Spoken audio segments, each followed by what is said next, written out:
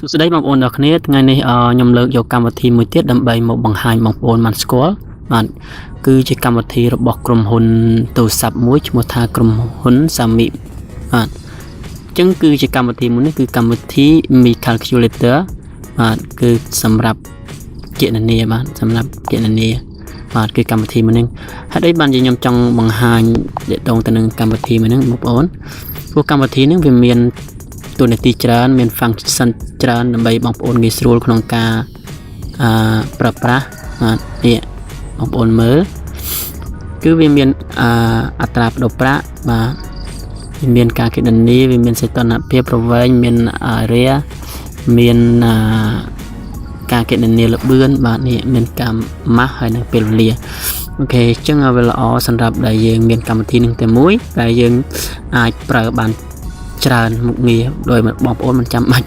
ដូនឡូតដល់កម្មវិធីមួយមកប្រើបាទអញ្ចឹងយើងគ្រាន់តែមានMi Calculator នេះមួយបងប្អូនអាចប្រើបានច្រើនមែនទែនបាទឧទាហរណ៍ដែលយើងចូលទៅក្នុងអត្រាប្តូរប្រាក់នឹងមួយបាទអញ្ចឹងវាមានឲ្យយើងរើសអញ្ចឹងឧទាហរណ៍នេះមានប្រាក់រៀលយើងទៀតបាទប្រាក់ខ្មែរយើងបាទ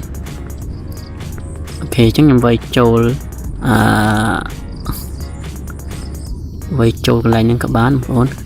អញ្ចឹង$1នៅក្នុងថ្ងៃនេះបាទគឺវាស្មើនឹង4000បៀ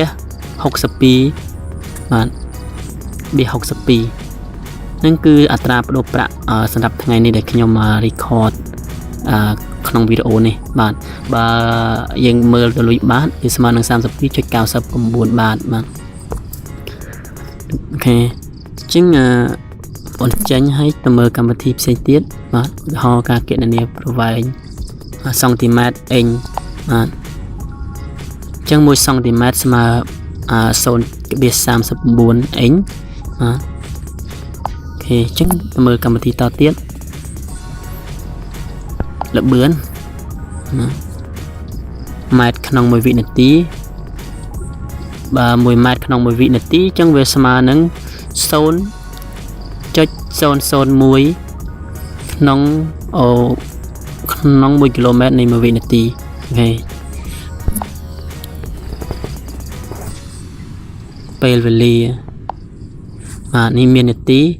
មានវិនាទីអូខេ1នាទីវាស្មើនឹង60វិនាទីអញ្ចឹងបើយើងគិតយើងដាក់ម៉ោង1ម៉ោងឧទាហរណ៍1ម៉ោងអញ្ចឹងវាស្មើនឹង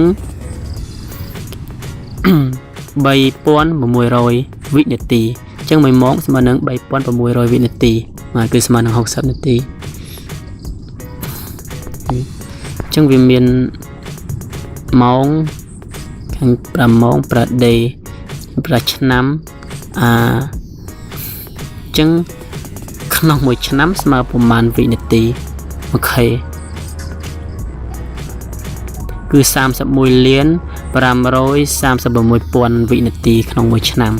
អូខេអញ្ចឹងបងប្អូនគេស្រួលក្នុងការគណនាបាទអូខេ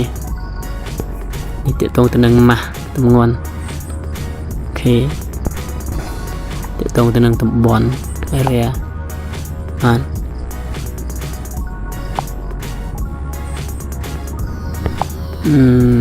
នេះអូខេចឹងសូមបង្ហាញបងប្អូនតែប៉ុណ្ណឹងក្នុងការប្រើប្រាស់កម្មវិធីហ្នឹង